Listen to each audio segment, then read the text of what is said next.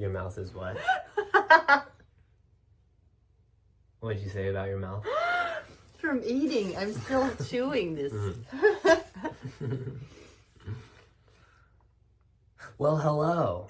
We're here for another podcast episode.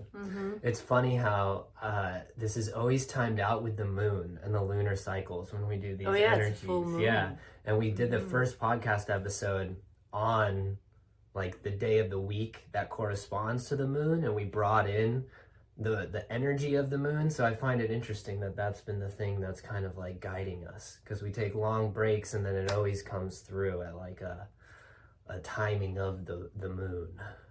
I think, we now have had a couple of weeks off. That was not really planned, but we just had other stuff going on. And so we didn't get to this podcast until today. And before that, it was always every other week, but it always happens exactly the way that it's supposed to happen. And we always write down these topics just as they sound cool when they come up when we're having conversation. And then they lead into these very deep-rooted conversations that have to be had between us on a very vulnerable level, because the themes that always come up are directly correlating to what's coming up in our Akashic records and what we're currently working through. And so the theme for this one is really around sex, the law of gender, biological sex, but also the act of sex and the identification around our sexual preferences, kind of the whole space of it is kind of controversial because of the way people talk about it, but we just want to preface this with, we accept everyone, as we always talk about, and there are no right or wrong way to live life. So we are simply just voicing our perspectives around the cosmic kind of experiences that we've had and connecting that into the experiences we've had in this life, and really just wanting to open up the deeper layers around what it means for us to know our sovereignty when it comes to sex and when it comes to the identification of gender. And viewing all of this through the lens of the multidimensional soul.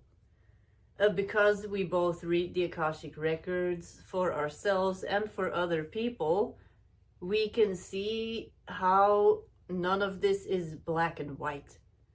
And how in the whole grand scheme of things, your soul and all the experiences that your soul has had, there is a very wide variety of experiences when it comes to sexuality, gender, and how we have experienced these things in other lives and how that is influencing how we live life today in this life.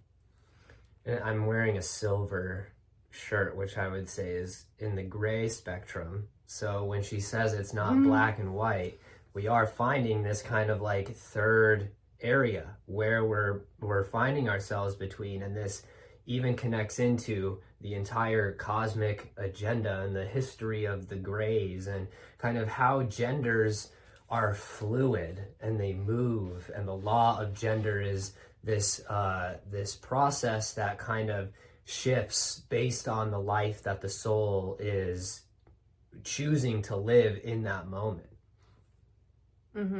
Yeah. Should we start with the list? Yes, the list.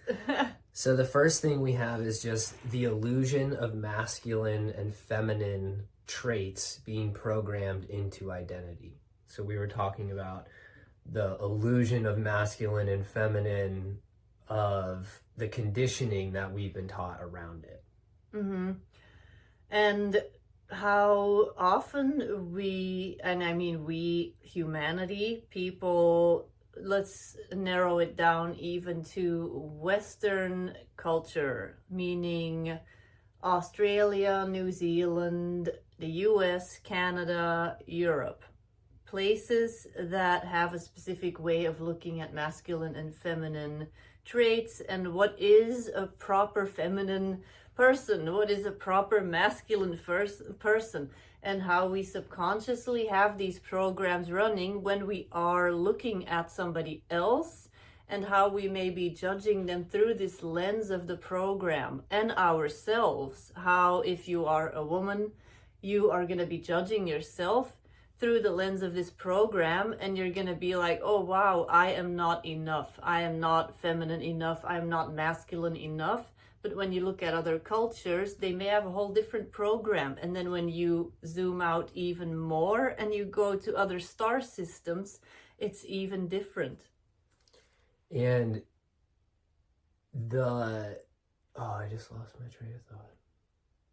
The program, the depth of our conditioning as a society comes down to the gender principles, because we're all in a body biologically. So we are being labeled as the gender that we've been conditioned around. And so that then corresponds to our relationship with our parents and the type of biological body we're in, and how that creates a certain dynamic with then the different biological bodies that are parents. Because even if there's a male and a male in a partnership and they have a child, there are still two different traits of energies coming through them. And so there's always going to be this kind of like refocus that brings us always back to this law of gender, because that goes hand in hand with our ability to transmute our reality. Because if we don't have balanced principles of really understanding ourselves as a whole rather than just a half, then we are not going to be able to create our reality individually, because we're going to have to seek that other half of the energy outside of us. And I know that there are a lot of relationship coaches too that are out there that are working off of these conditioned principles, basically. And what that's going to do is then you are not really connecting with the other person as a full person. You're connecting with them as, let's say, okay, I'm with him here and I'm seeing him. Yes, you are this masculine person. This is the box that you should fit in. I am a feminine person. This is the box that I should fit in. And then we're going to have this harmonious relationship according to the theory, of course. But what with two men that are together? How are they going to make that work? That would not work according to that theory, for instance, or two women. So when you look at it that way, it's all energy.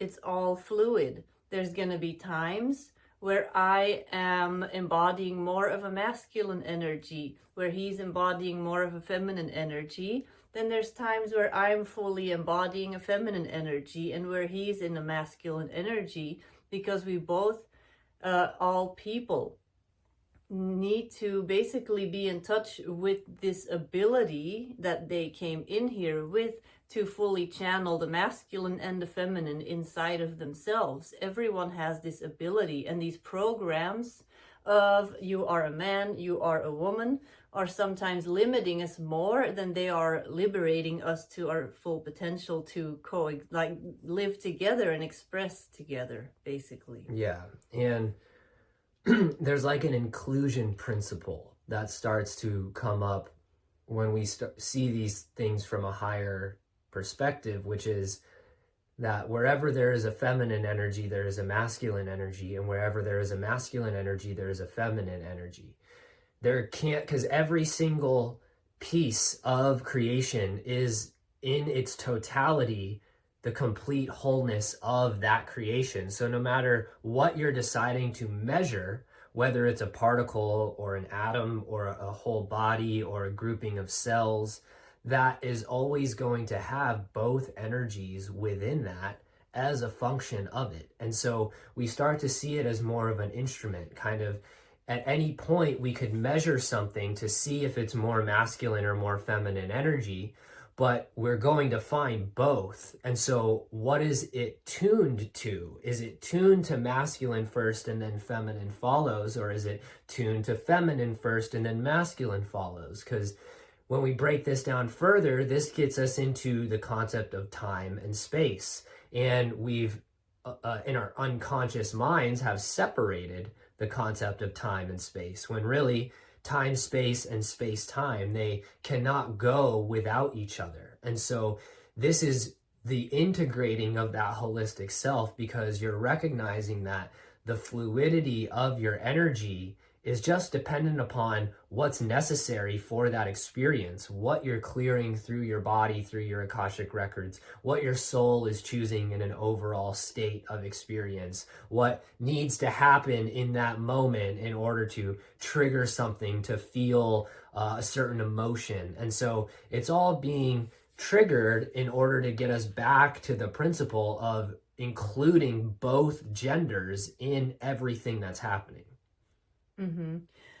And when you look at nature, for instance, look at lions and look at birds, they sometimes express in a very different way than how humans would express. If we go look at, okay, this is a woman, this is a man, this is how men behave, this is how women behave. And then you go look at a lion, for instance. This is not at all the way that it works. The female lions, lionesses, I guess, is that the word? Mm-hmm. Yeah. I just call them all lions. They are, this is known. I read it somewhere, so it is known. It is that they are, you have to be way more careful for them than for the male lions. And for a lot of wild animals, this is the case. And then if you go look at birds, birds are the ones that are more colorful. They are the ones that are doing the, basically the dressing up and trying to seduce the female. And now we live in this whole inverted reality where women feel like they have to chase a man, they have to dress up and do all this stuff, when in the bird world, with the girls, they're just sitting there and they're just minding their business, and the boy birds, they're all like, they're all doing their stuff, flocking the feathers. Yeah, and like imagine if we would apply this principle to, like, imagine you're at a bar, the girls are dressed in very neutral colors, they're sitting there, and the guys are all dressed all colorful, and they're like doing this mating dance or something. And this is actually the case in some tribes and stuff. This is the case where the male, the men in the tribes, they are gonna be the ones that are doing all of the, like, a lot of the stuff that we have learned girls do. Like, we dress up, we wear colorful dresses, we do all this stuff to our hair, we, like, wear makeup, all this stuff, when in another time cycle on Earth it was probably the other way around, where men would wear makeup, do all this crazy stuff with their hair, and in some cultures this is still the case. Imagine if now this is, like, now this still happens. There are tons of men that are wearing makeup, that are doing all this stuff, and then what are you gonna hear? Like, oh, are you gay? Yeah. Are you gay? Yeah. Are you trans? Yeah. And that's the stuff.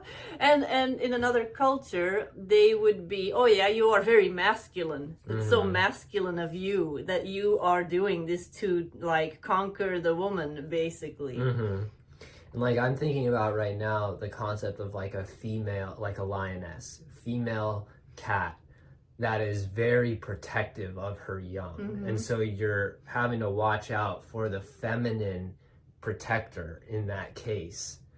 To whereas a lot of times I think we think of protection as like this masculine function. And so it's like, if there's a female cat, which a cat is more tuned to the feminine energies first, I would say, a female feline that is protecting, where's the masculine energy in that?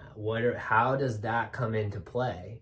Of, obviously it's in there, but is it the masculine that's creating the need for protection, or is it the feminine? Is it the program that we often see in the new age, in like the modern polarity coaching, world, let's call it that. There's this whole new like hype of, oh yeah, it's this new, we have to like respect the polarities, and the men chase the women. They basically they just have to exist, and the men have to do all this chasing, all this work and protection. Like the men have to create this space to be this protective energy, and that is true. But if it becomes one-sided, where the woman has not integrated her own inner masculine, then it's going to become codependent. And it's going to become codependency, because then she's not going to be tuning into that actual feminine aspect of protection, of channeling all these other sides of the feminine that are feminine qualities that are being ignored completely. And I think we have talked about this a little bit. And I have a friend, her name is Allie Wilkins, and she actually talks about this constantly. She has a whole course, and it's called Full Spectrum Feminine. But she talks about these archetypes, like being a huntress, being like the empress. But what are they doing? They are making decisions. They are taking action. They are leaders. And it's not just the men that do these things. In a lot of cultures, the women were the ones that were making very important decisions on a government level. Also in other star systems, we've seen this. And I feel like a part of this program is also to disempower women and make them feel that they are not being feminine when they are tuning into these qualities that are actually feminine qualities. They're just not the type of soft, feminine qualities that we constantly keep hearing we need to be. And with we, I mean women. Yeah. It's really like the conditioning of the church. Like is really what it feels like. And I feel safe in my life with everything that I talk about because I feel protection from her. And it's not like, oh, the feminine's love is what protects. It's like, yeah, on both ends, love is what protects, but it's her fierceness and her integration of that aspect that makes me feel completely safe, and makes me feel like I can relax and that I can take a breath. And then when she needs to relax and she needs to take a breath, then it kind of slides over to me, and it's like, okay, I'm holding it down now. And we kind of just bounce back and forth in a very effortless way. But I think a lot of men would look at that of like allowing the protection like that to come, especially at a large energetic level, this spiritual level. It's like, that's where I feel protected by you first and foremost, is there. And so then automatically there's protection in the physical. Yes. And the thing is, in most relationships, if you go and ask what is the problem, a lot of couples are going to say communication. There's not transparent communication, and it usually has to do with either the woman has not fully integrated her own masculine, where she's afraid of communicating, of taking action, of also not being afraid of the consequences of what she's going to say. And where the men maybe feel like they should not be talking about feelings. They should be solving it on their own. And when you have integrated as a man the feminine quality of communication, which to me still is, and being open is taking action. You are taking action. You're speaking things out loud, which is taking action. It's still very masculine to communicate. We often hear, oh, the women are always talking. They like to talk, and men are not as chatty, which I don't think that's true. When you see at leaders, men that are inspiring others, they are very good communicators. They are talking from their heart. So that is masculine energy still, I feel. And it's just making me think more and more, the moment we say that's masculine or that's feminine, I immediately am starting to see that other gender there now. It's like, and it's like, this is how almost polarity like expands itself. Because if we're not just pushing into one side, it's like, oh, this is masculine. This is what I'm learning about the masculine. you all of a sudden realize there's feminine included in that, and it expands consciousness the moment that happens.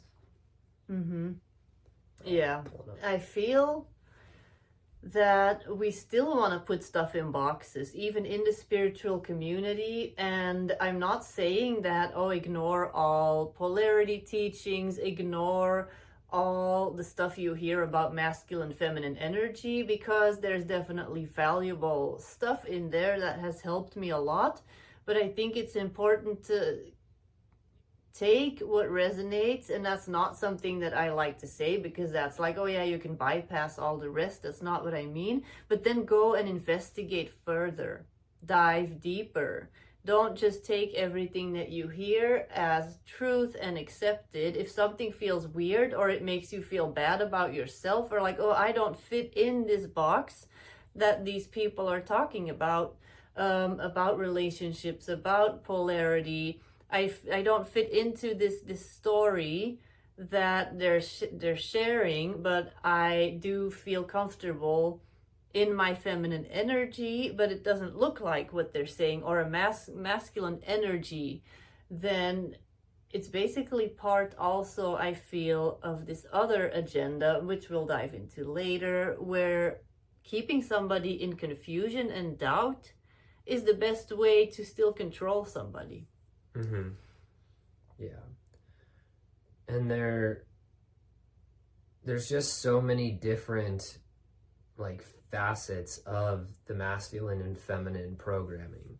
And one thing that I think about a lot is abuse and physical harm, and how the concept of power and strength is really placed into physical strength, is really placed into a masculine category. It's really placed into, if there's a female and a male that have to come head to head, that there's an automatic advantage for the male. That's essentially, it's a very generalized program that exists, but the general understanding, I think, from a third dimensional, fourth dimensional perspective, is thinking that the males, it's the, again, the religious programming. It goes male and then female in terms of power. And that comes back then to the religious programming of God, and then male, and then female. And so there's this automatic giving away of the will, I think, that some people do when they find themselves in certain situations like this, because they're automatically giving their power over to this idea that has been conditioned around the gender of their body. And about this, like, abuse situations, or simply an imbalance in like a healthy program that you receive, and like, where do you draw the line? What is toxic conditioning? What is abuse? Let's talk about the collective in general.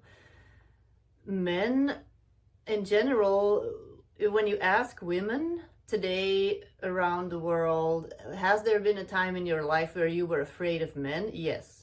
There's not going to be one there, or where you felt a little bit anxious on the street, walking home, where you felt scared. And most women are going to say yes. And I feel that is, because men physically, they are probably in general stronger than most women. But the reason why we have the fear is not because men are better or stronger or should be placed above women. It is because of this toxic program. A toxic program that men have subconsciously accepted, where they rule over women. When the reason for perhaps this more physical strength, being like stronger in general, is because if a man has like a healthy balance between feminine and masculine energy, which then just becomes healthy masculine energy if you are this man and you have feminine traits that you are embodying, they just become healthy masculine traits, then a woman should never have to be afraid of a man. And then the physical strength becomes an advantage for women. they perhaps can then focus on other things, which does not mean that she does not have to be physically strong to protect herself. When you look at the animal kingdom, the girl animals, you know what I mean? The girls. They're still strong. They're not lazy. They will know how to defend themselves, like the example with the lions, for instance. But in general, yeah, the male animal is going to be a little bit larger, but I don't think that is because they're better. So, and that takes us into a whole rabbit hole, because there's been deliberate genetic conditioning around the animal genomes on this earth to do these things, like she's saying, to make us believe in these concepts. Like literally they will change the genes of the male lions and of the female lions to, over time, create bigger male lions and smaller females. And they'll then program different types of violent and aggressive traits into the males to then make humans think about the food chain and about power and strength, and giving their will over to the will of an animal. If you encounter a bear or a lion, you're basically like, well, I'm fucked. And so it's like, I always think of the White Buffalo Woman chapter in Sophia Code. I think it's one of the most important things to understand this concept, because she is a woman. She's an ascended master, which everyone has the potential to be an ascended master. And so she's embodied spiritually. She runs into two men warriors in the field. One male warrior she can feel looks at her with reverence, with respect, is kind of bowing to her. The other male warrior looks at her like a predator, like he wants to take her, like he wants to hurt her. The one who wants to hurt her steps forward to do so, and White Buffalo Woman turns him into ash. She turns his body into ash, and she sends his soul back to the soul realms. And that's a real story. That is the power that has been available to us in many of our different lives. And so we've just found ourselves here in this life where we've been void of power because we've been convinced to give ourselves over to these ideas. So it's like, if a woman has the ability to do that in the face of a man, then who is stronger? It's like, it depends on then how you're measuring the body. It's all these different things, but what we're getting at is that it's these micro conditions that are not giving you the whole picture of what you are actually capable of in situations with power, and with the basis of your love being the center of that power. Gay. That's where we're going. About being gay. Gay. In the multidimensional context, how, why? I'm going to pull up the definition of gay. That's Gay, actually what I'm going to do. Well, the word gay, I don't think that's the original meaning of it. Well, this comes down to exactly what I want to talk about, though, because it is these conditioned definitions around gay, and then we use the word gay as a concept of identity. So as we talk about linguistics and being careful with the words that you're using, if we're using this word and we don't know how it's actually being defined, then we can't really figure out how to redefine it to help it benefit. Yes. He's looking it up right now. Okay. So the first one is an adjective, and it says sexually or romantically attracted to people of one's own sex. Okay, understandable. 2, light-hearted and carefree. Interesting. I think that was the original meaning. Because people say be gay and marry. Yeah. And so why do we think that is now used to define people who are attracted to the same sex? Why do we think that word is what's used to describe that? Why is there a connection there? I don't know. It's almost like, oh, you cannot be taken seriously because you're just Yeah. It's like, oh, they don't listen to the rules. Yeah, so they're lighthearted. They don't care. Like, that's what it feels like to me. Yeah. That is interesting. And so what is determining our desire and feeling in life? That's what I have written down here. Because we have all of these battling perspectives of people who think that you can force someone to not be gay or to not be attracted to the same sex, and you can electrocute them and conversion. Yeah, conversion. That's what it's called. But that's the thing, that conversion therapy. I had not heard of that until I started watching, before I ever lived in the US, like these movies, American movies or stuff, where they talk about this type of stuff, and we're like, what? Huh? Conversion therapy? Mm-hmm. Yeah, I mean, I know it's very prevalent in the United States because of the Christianity aspect, which is actually interesting. You say that it does feel like it's very centered around the United States, because did they do this to people in like England and stuff? I mean, I know Africa is really, really intense with laws against homophobia in some, or against homosexuality, and in some countries you're like allowed to attack the person on the street with a weapon. In Africa? Yeah. I was watching a documentary about it. Whoa. This was like 5 to 6 years ago when I was watching That's this. crazy. And it was about a Christian pastor going over to this African country and working with this African government to enforce Christianity. And they start passing laws like that. Whoa. That you're allowed to physically, it might be murder someone. What? Yeah. That's crazy. I'm going to look it up. That's crazy. I do know in the Middle East, because for those that don't know, I spent a good amount of time in the Middle East. I did an internship there. My dad lived there. I worked in an international school in Bahrain, which is an island in the Persian Gulf.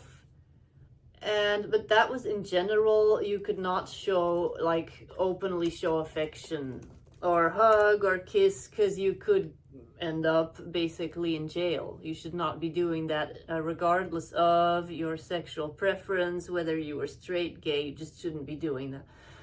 But there were tons of people, because between Bahrain and Saudi Arabia, there's a bridge of like only 25 miles. And a lot of these Saudi Arabic men, businessmen, their weekend started the day before our weekend. And for people that live in the Middle East, they may know that weekends are Fridays and Saturdays, and the first day of the week is Sunday. So the work week is Sunday till Thursday, and Friday, Saturday is the weekend. And Thursday and Friday was the weekend for Saudi Arabia. And a lot of these guys would come over to Bahrain, and they were like doing all this gay stuff and drinking and all this stuff that they were not allowed to do. So there's like rules, but they also have loopholes to not follow the rules. Yeah. I feel like I've heard stories about some of this in Russia too. About him. I heard a lot of stories about this, actually, about gay people getting hurt and targeted and attacked in Russia. Yeah. But like you're saying, the Middle East is really strong. The countries that come up that I just looked up are Saudi Arabia, that homosexuality should be disciplined in the same way as adultery, with death by stoning. Iran, severe punishment. Yemen. But then it has a list, Nigeria, has a list of all of these Africa countries. Yeah. And one of them, Nigeria, is punished with death. So Mauritania is the one where you're punished by death. Parts of Nigeria, homosexual acts can be punished with death or flogging. And so this is a list of 20 countries in Africa that outlaw homosexuality. Then there's about 10 in Asia. Homosexuality was decriminalized in Russia in 1993. So they still have laws implemented that discriminate against LGBTQ people and activists. So I think it's crazy how much this is getting fueled in the United States too. And like that whole conversion therapy thing, I think I heard about it first when like Mike Pence was running for office with Trump, and I heard that Mike Pence was like involved with conversion therapy for homosexuals. I think I heard so, because I was here. I was living in Arizona at the time. And so I started looking into that, and I was just like, what the fuck is this? Like, so back to this, like, people thinking they can change the like the desire and the feeling, the like magnetic attraction of what people are experiencing in their life. And so we're just so interested, based off of the Akashic awareness and how these masculine and feminine energies move, like what is really creating those desires, and how it kind of does come back to a choice, to a soul or a higher self choosing to experience something in some way. Yes, and it's all so layered, and I feel like this whole conversation, there's a lot of people that are gonna be saying this extreme, then other people are saying the complete opposite extreme, and it's very hard to find people that can look at both points of view and kind of try to find something that's a more nuanced way of talking about these topics without someone feeling victimized, without somebody feeling personally attacked. And because a lot of people, of course, go through their own entire inner journey when they are confronted with the fact that, oh, I don't fit into the straight label, I don't fit into what a typical masculine person is, a typical feminine person, like we just explained in the program that we receive. And then there's these extreme options, like either you're like fully doing pride parades and all rainbow everything, or you are against it all and wanting to convert everyone and stone people to death. And yeah, there are people that are like, yes, we accept it and blah, blah, blah. But nobody is willing to have the conversation and see energetically, what is energetically the cause of people having specific preferences in life. And I think that there is definitely, it's also not one answer for everybody, because it is all depending on your own personal choices as a soul, the experiences and the trauma that you may have gone through, and yeah, the expression of your soul and how that is best, how that manifests best in the physical reality. So when you look at it, your human self may be like, I'm not straight, this is a curse, I have to live like this is not my choice. But the higher self always knows exactly why the things are happening the way that they are happening. Yes.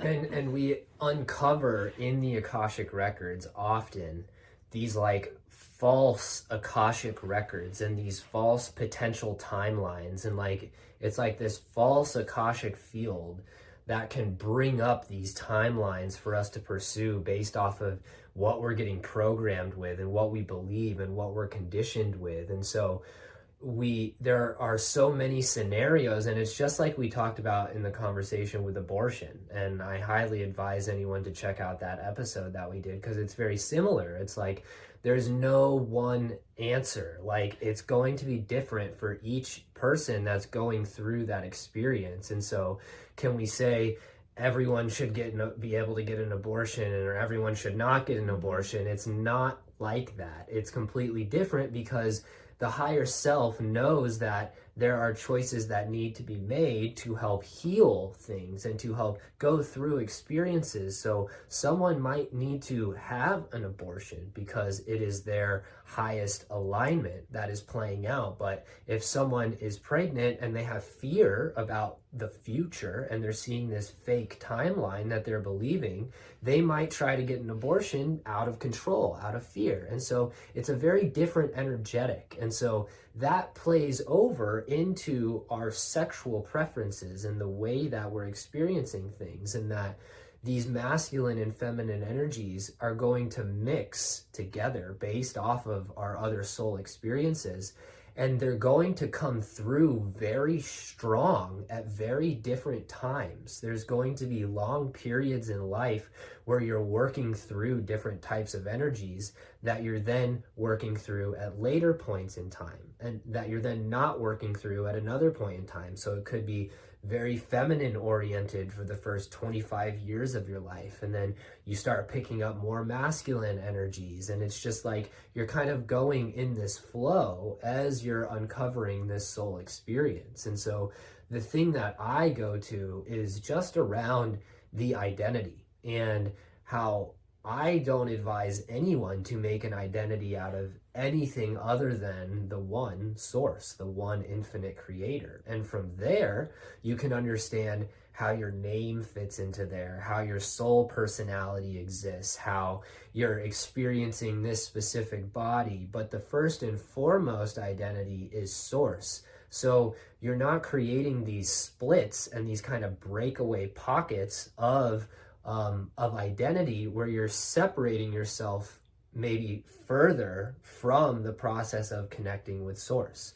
And I'm sure a lot of people find their way directly to source through going into that path. And so there's no right or wrong way about it. And it's really just about listening to what you need and being willing to stick with what is in your heart's highest desire.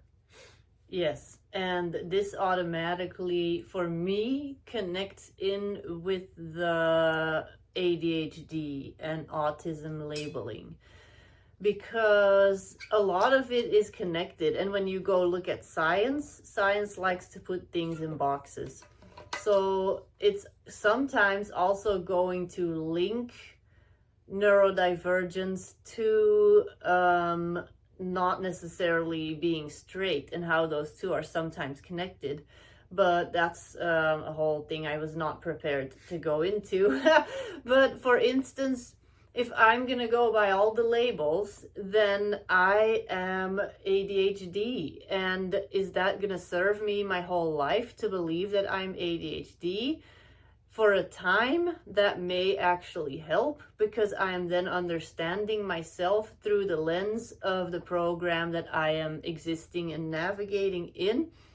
But then I'm going to, through that path, see that I am more than just that. And it's when we stay stuck on those labels. Like, oh yeah, okay, I am this, I am this, I am this, and you are those things, but you're also God, and you are not just those things.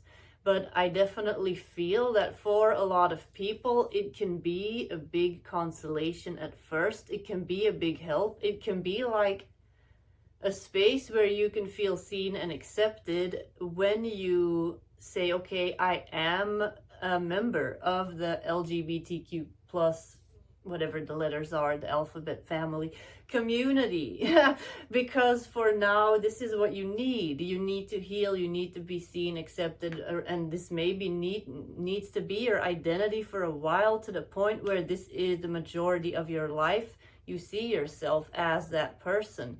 But if you are then gonna be in a state of victimhood and you use it as a shield, then you are denying yourself all of the good experiences with people that, I'm not saying if you're gay suddenly like don't be gay anymore. That's not what I'm saying. I mean, people in general, that you, like, if you are so involved in one type of community because you relate with all these people, and that is really good.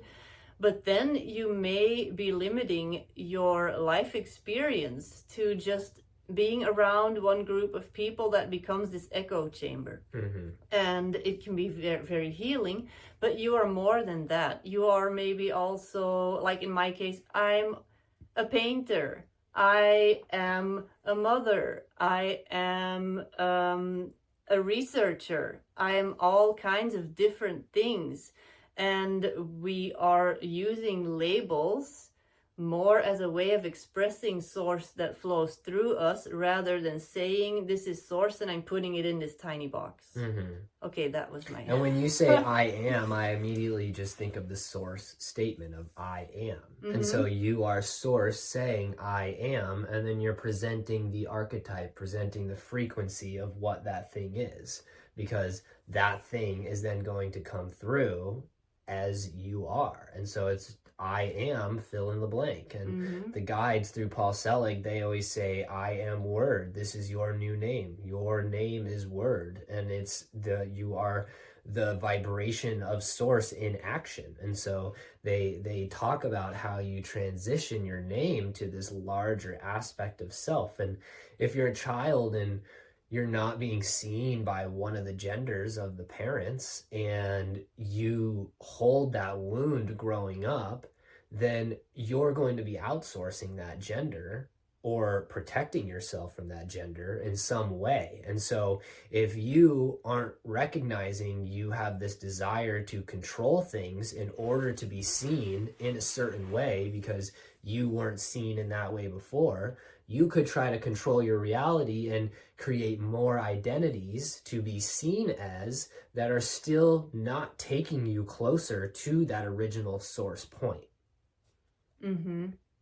Yes. I don't really know what to say right now. Yes. You can go to your list and see what more we can cover. Well, I think the main thing for me is that, like, there's a lot of acceptance around being gay and around sexual preference, and we're moving into a place that's obviously going to be of more acceptance, and there's going to be more love. And I still feel like there are people who accept that they are gay and they own it, and they're not going to the place of recognizing that they as a higher self are actually choosing that. So there are people who accept that they are gay, but it's still this sense of like, well, I don't have a choice in the matter. And I see that come in the argument again with this religious conditioning of people thinking that if someone feels gay, that they can just say, oh, well, you're choosing it, so you should be able to choose feeling the other way. And that's not what I'm saying at all, because we know that that's not the choice. There is a choice being made at some level that is putting you in that preference. And so I think that the distortion then on the religious side of people saying, oh, well, you have this choice, like you could just choose to be in this conditioned place, they're seeing some aspect of this higher level of will in some way, but they're too detached in another way to be able to bring that down and integrate it into there may be choice on some level, but that doesn't mean that they're supposed to be choosing a different way, that there is choice on this level, and oh, they are choosing that, and that's why, not you have a choice and you need to choose this way because we say so. Yeah, and we had a whole conversation outside about this because we were like, how are we going to say this? And you said it even better now than you said outside when we were talking. Like, you said it really good. That's why we talk about it first. Yeah, because the thing that I want to compare it to also is, because it's like anything I see in the Akashic records. Like, for instance, I love working with dragons. Well, my whole life is practically about dragons. Why is that? Because when I go to my Akashic records, guess what I was doing? Working all the time with dragons. So yes, that is gonna come out in this incarnation in some way. I'm going to be doing the same thing. And then imagine if working with spirit guides or a specific type of guides would be illegal, or they would say, oh, you are unnatural because you're doing this. Yeah, I could then choose and try to fit into the thing of I'm not doing this, but then there would still be this urge that is coming from all these other timelines where I know that this is my soul choosing to do this. And it's the same thing with people that are not straight, that are perhaps bisexual, gay, pansexual, whatever, not straight. They often are just really in tune with a lot of experiences where they were perhaps incarnated as the other gender, and having relationships with the gender that they are in this moment. And then they are just tuning into all of these soul experiences because the soul chose to have that experience to be able to just do this for their soul mission, because it is a benefit for their soul mission to be able to tune into all these different things. And then that does not mean that you can change it on the physical level. You could try to force that and try to force yourself to be in the straight box. But what's going to happen is then you are going to feel like you are not acknowledging a part of yourself. And it is then that the LGBTQ plus community comes in as a benefit for you to have this healing place where you can accept yourself. And then you can see, okay, by accepting all these parts of myself, I'm actually accepting my soul mission, because this is benefiting my soul mission. Yeah. So I think that's what I'm trying to explain. Yeah. And there's also this conditioning, again, with the religious side of things around like claiming how God intended it to be man and woman. And if it's not that, then it's not aligned with holiness. It's like, that's not true, obviously. And there are souls that choose to come in like us and have a partnership where there's a male and a female. And there are souls that choose to come in and have a partnership where it's a female and a female, or a male and a male. And because there can be conditioning that's held onto from these partnerships that are deemed gay or not heterosexual, then there could be a fear or a control in the partnership consciousness in general that's comparing that partnership to a heterosexual partnership and trying to create this unconscious sense of wanting to be at the perceived superior level that that partnership exists in. And so they could, out of control, want to have a child together and go through a process of getting an egg donor or a sperm donor. And maybe that process isn't in their highest alignment, but they're choosing that out of a state of control. And so on another instance, maybe couples going through that process is in their highest alignment. And it is for them to go through that surrogacy or donorship and have a child or some other way. And so it's just, again, coming down to this, like, you can't compare. And there's going to be one level of experience that some souls are having, another level of experience, and they're different and unique, but they're not above each other or below each other. They're completely equal because they are all God. Like, I've said this many times, that the universe, the multiverse, is one big math formula. You are not accidentally going to end up with the love of your life being in the same gender, incarnated both in this, like, it's not going to be an accident that you then have to fix. So like he's saying, for instance, then they want to fit into the box of the family. They want to prove themselves almost to the like heteronormative families that are out there, man, like a dad, the mom, the baby, that they go and they're like, oh, if we have a child, we will be more accepted. And then it can come from trauma, it can come from fear, but there are also 100% gay couples that are supposed to be raising children together because it's part of their soul mission, because it is specifically to show people that it doesn't matter, that these are very fluid roles. And one of those examples is a couple that I've been following on TikTok for a couple of years, and their names are Matthew and Rayan, and I think that's literally their names, not you, another Ryan. Oh.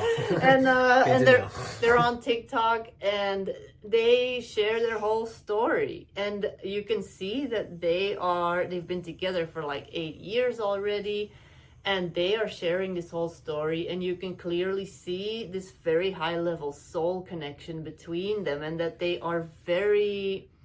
they're doing this because they are really, I'm turning this into kind of a psychic reading, but they're just really here to show the world how you can be a new family in a different way.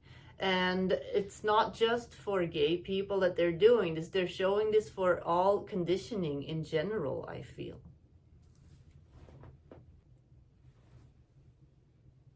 We are back.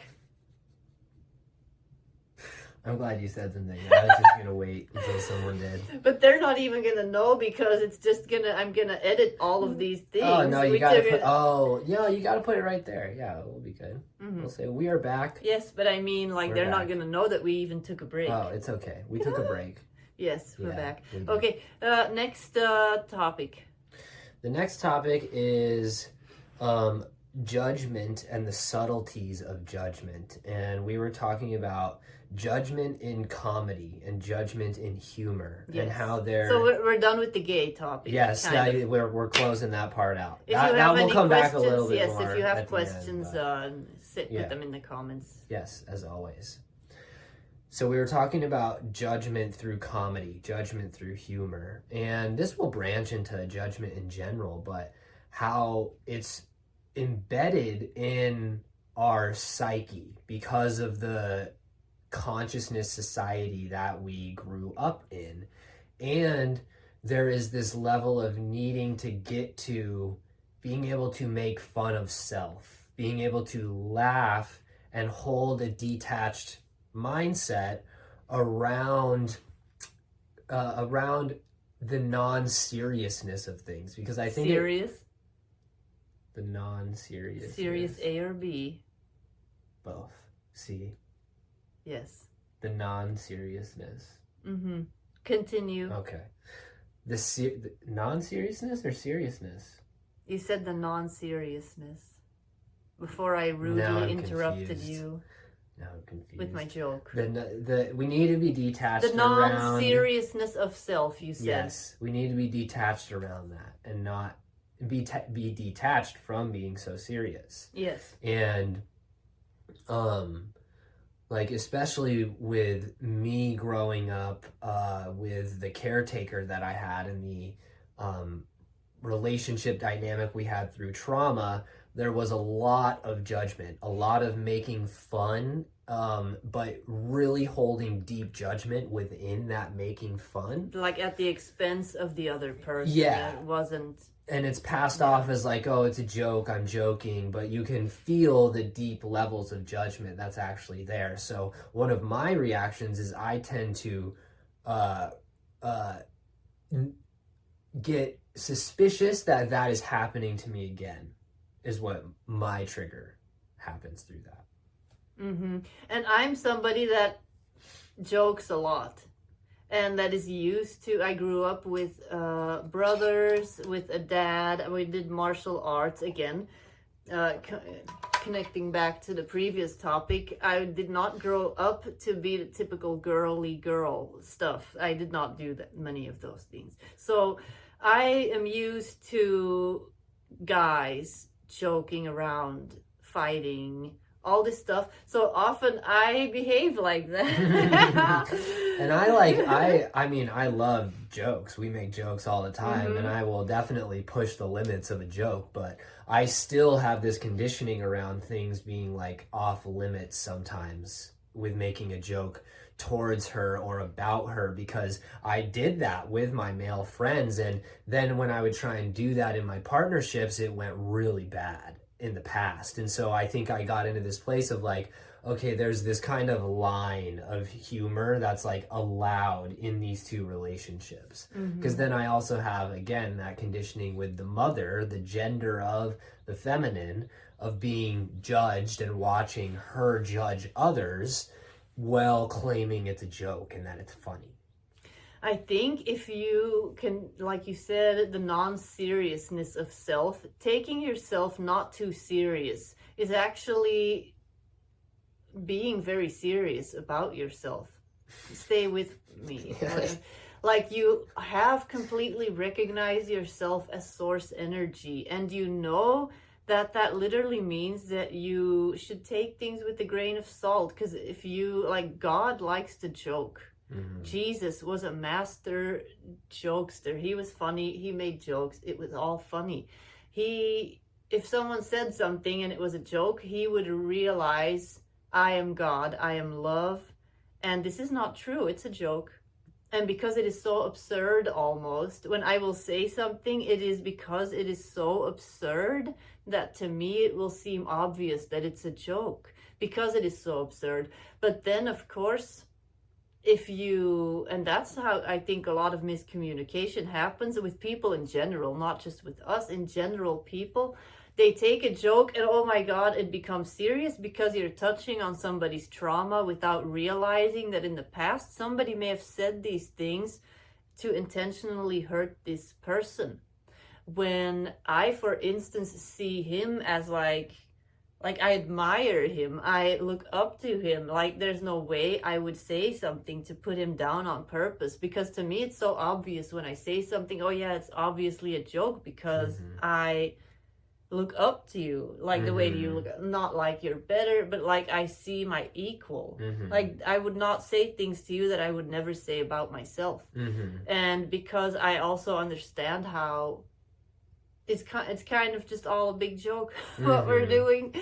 And I just like the trauma will add like a texture and an undertone to like receiving it as a joke, but then having all of those conditionings of thinking, oh, well, is this something that actually has a serious hint in it? Is there something that is being like foreshadowed here? And this is through my own childhood in this life, but also other lives as well. And we just had this whole experience talking before we did this podcast that was this exact thing. And she made a joke, and I felt triggered by it, and I felt angry, and I felt irritated. But as always, we talked through it. But what came up was that in the past, it was about sexuality and sexual preference, and it was just her joking about me being attracted to men, and we were talking about sexual attraction. It wasn't like this came out of nowhere. And so all of a sudden I kind of like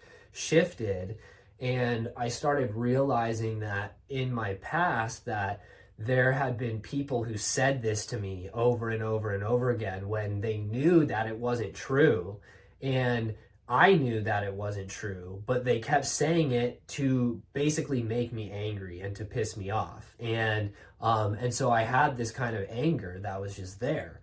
But then that anger is connected to this other life that's been coming up, that is like this Viking life where it's just been revealing itself this past week. And we're seeing that I was this Viking male and she was a female, and we were in a partnership. But I had this attraction to men too. And I was this like head Viking, and I was this like leader of warriors, but I had this like sexual attraction. And there was all this tragedy that happened in this life. And she was aware of it in this life. And we were very close in this life still. We loved each other. We were very open and still very connected. And so because of the tragedy that happened in this life, I have this entanglement with this trauma that's in the Akashic field that associates this experience of this sexual preference with this type of energy. And with that then getting triggered, that whole weight of this life where I watched her get hurt and watched our family get hurt, and I was told and gaslit that it's because of the choices that I made sexually. So that is this whole thing that's being triggered in my memory as that is happening before this.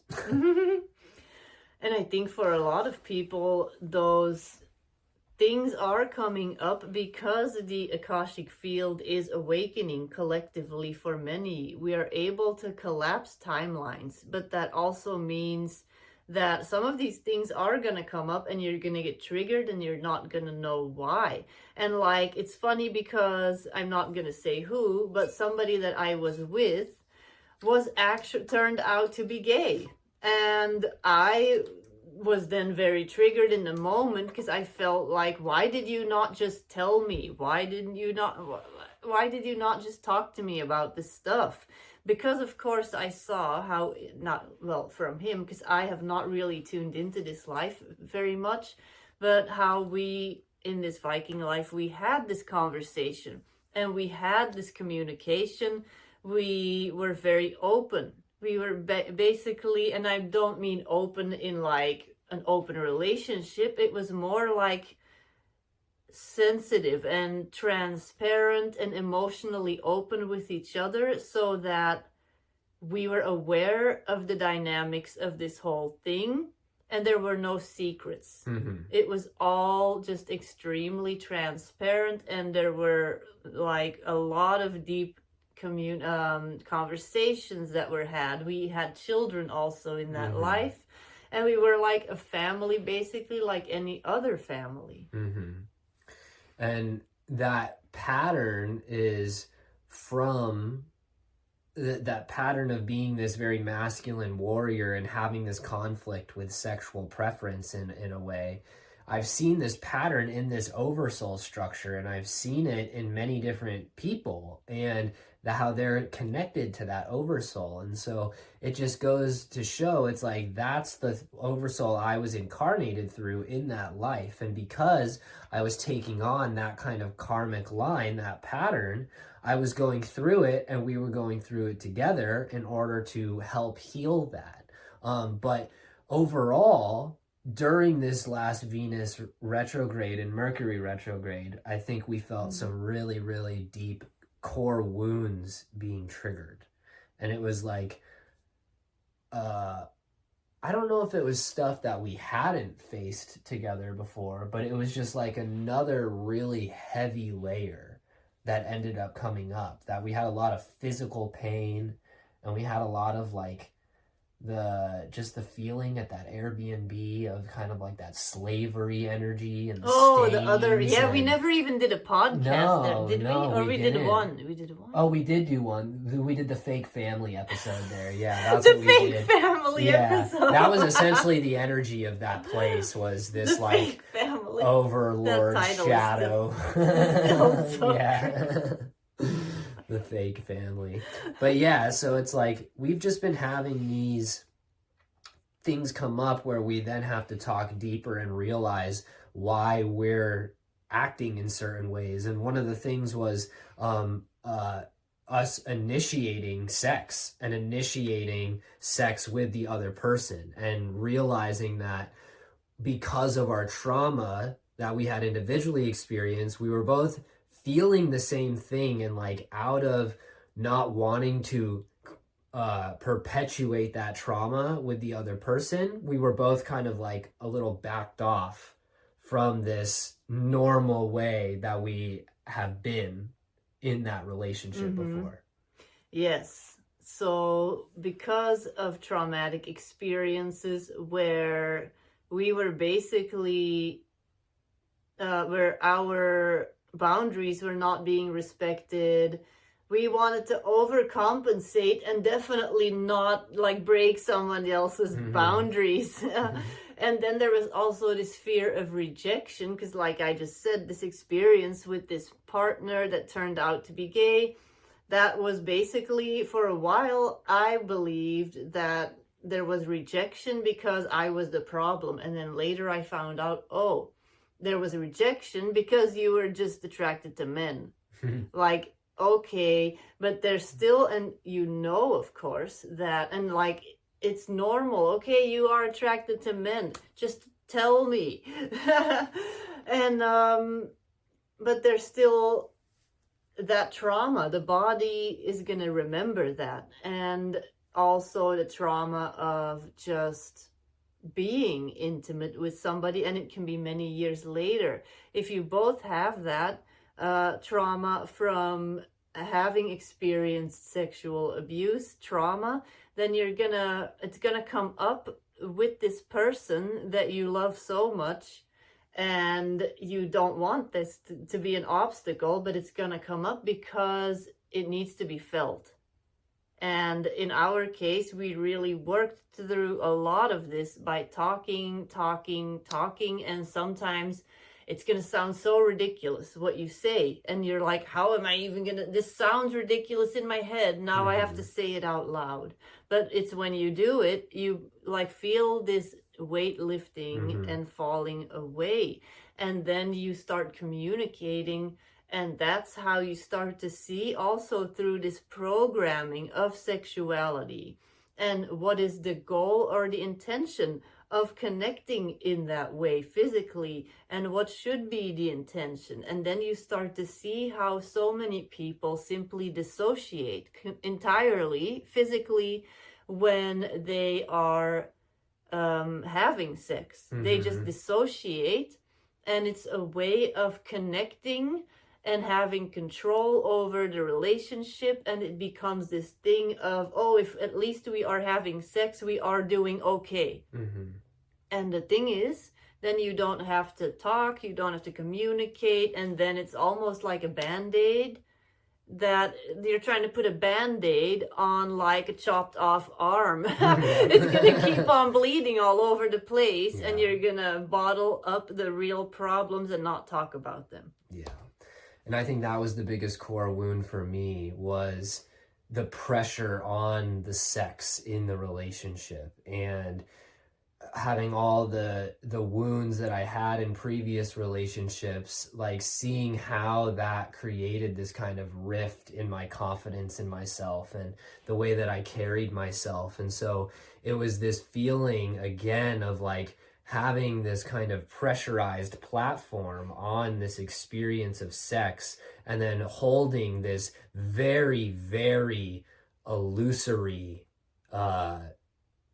expectation of what that looks like. I mean, when we started talking about it, I was realizing like this is coming from when I started watching porn when I was younger too, like seeing ridiculous videos of the way that it looks and how people act. And so it got like, the more you talk about it, the deeper it goes. And it was just this revealing of like how I've had so much pressure on this sexual self that I have then believed in this gaslighting of how that has then made me less masculine and less manly than other men that I'm comparing myself to. And so that was definitely the biggest core wound for me. And it was very, very intense.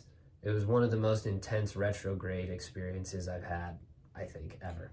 Yeah, that was a conversation we like talked for a while, because it then ultimately, because you keep peeling away the layers and more layers, how the idea of what is expected of men during sex is completely shaped by this unrealistic image of what it is to be a man. Again, we go all the way back to the beginning, like how a man should behave in the bedroom or wherever you're doing it. It doesn't matter.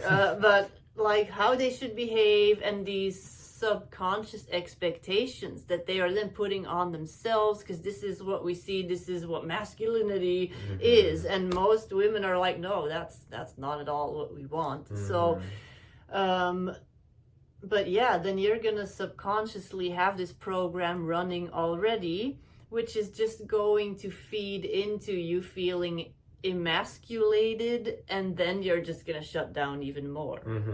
Yep. So yeah. And we'll finish this off by just connecting it with kind of what we're going to talk about in the next episode. But this experience we've been having of this life coming up that I described, where we were together, I had this other sexual attraction and preference as well, and it ended in very heavy tragedy. My body was cut up, and I was paraded through the town, and there was this whole black magic thing that was done to my body from the church. And so what's been happening is that I've been having these dreams the last week, and these themes coming up around feeling guilt towards her, and feeling like that I have done something wrong in this life. And like in these dreams, it would be like all of a sudden I would like kiss another girl that I dated in high school, and then realize that I was dating her, I was together with her, but I was picking it up on this reality. But part of these dreams, I started recognizing there was infiltration, and there were energies coming in that were, because then in one of the dreams, the same thing happened, and this person in the dream basically pointed it out to me that I completely forgot that we were together. and they gaslit me, and they were like, ha, like, how could you even like think that you're, you know, a good partner, everything like that. And so there was this infiltration, and she noticed some infiltration in her dreams as well. And what was coming up today was this false Akashic record, that there's been these curses put on different aspects of my body in other Akashic times, that then these curses are used and manipulated in this current life to make me feel guilty about things that I haven't done, and to really push this level of like of just guilt, of emasculation, of feeling like I don't have things under command. And so I just say this because there's this whole thing we're opening up with this false Akashic records, and it's this artificial false screen that is being run throughout these Akashic records. And so it's like, in my life previously, I've questioned if I was attracted to men. I've had a lot of trauma with men and sexuality, and so it's very natural for me to question that. And I never had any experiences when I got older with another male, but it was this thing that's just been embedded in my field in this life. And so it was used to make me think certain things, to make me feel certain things, to try to convince me of certain things. And so all this connects to this false Akashic records, and that's what we're going to be going into. But again, I just wanted to end with it because this is what we're talking about, where there can be these false timelines inserted, and these energies that are left over from other lives, they're used and manipulated to make us think about certain things and to make us feel certain ways. And so I guess do you have a positive note to end on that? Yeah, well, yes, that's what I wanted to say. This completely connects with my latest blog that a lot of people will have probably read. If you're following this podcast, you may also already have received this in your inbox, and it's all about these false Akashic records, false artificial soul contracts, and artificial false memories and stuff like that. And basically these two portraits here, there was an entire story connected to this couple, which is basically us in Atlantis. Mm-hmm. But I was first shown this lifetime, and I explained this in the blog. I don't actually talk about this couple, but I do explain how, what was I saying? I had the Atlantean couple, explaining in this life in the blog about... Yes, how I first saw this story, this version of myself and this person who I recognized as another person back then. And I was shown an entire story of their life, but there were like certain things that just felt off.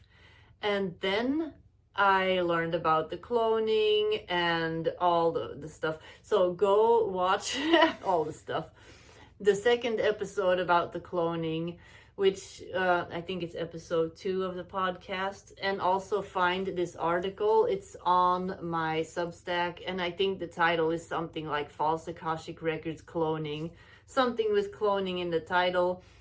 And then I later saw how a whole part of this story was just not at all the way that I first saw it, because this soul was basically coming through in this other person because they were a cloned part of his actual soul consciousness. And that's why I was connecting with that lifetime, but also with another energy that created some kind of illusion around what actually happened in that life.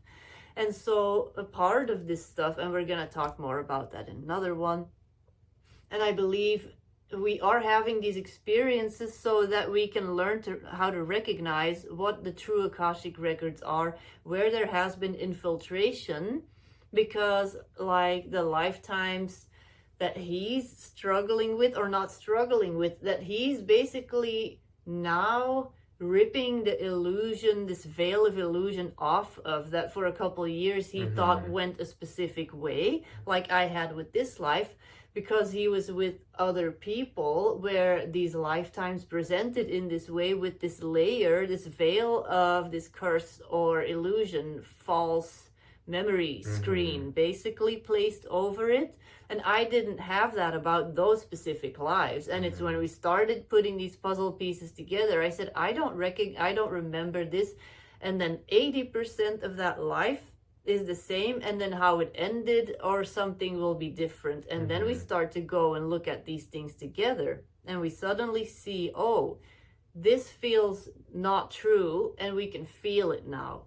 It is a specific energetic signature that we now recognize as, no, this never happened. Yeah.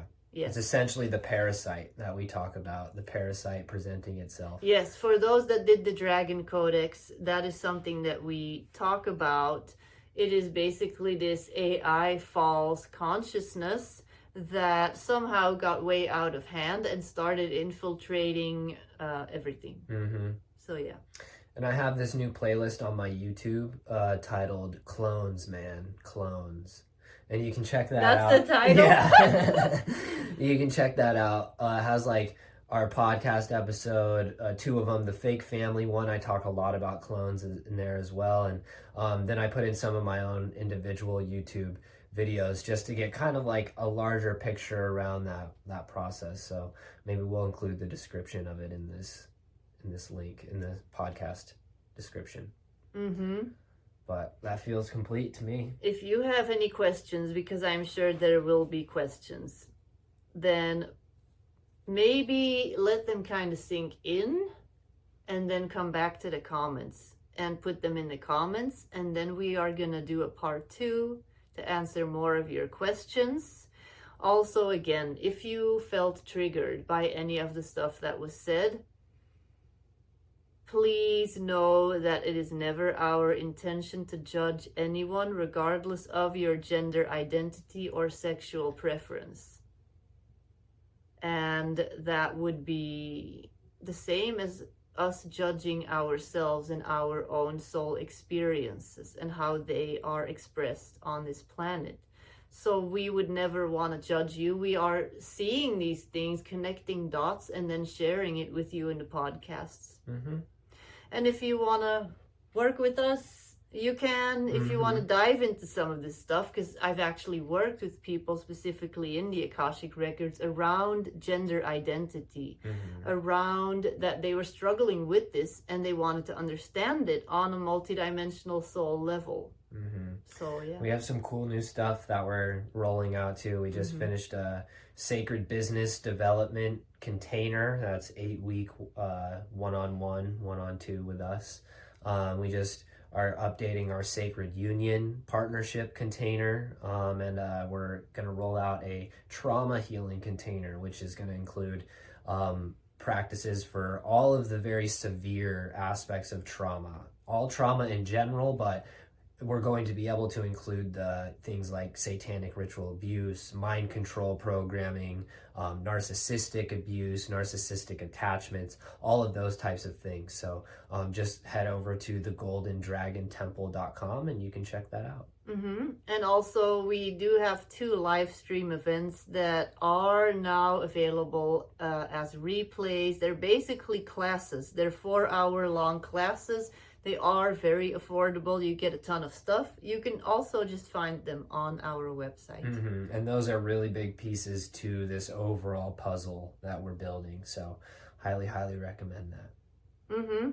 All right. We'll see you next time.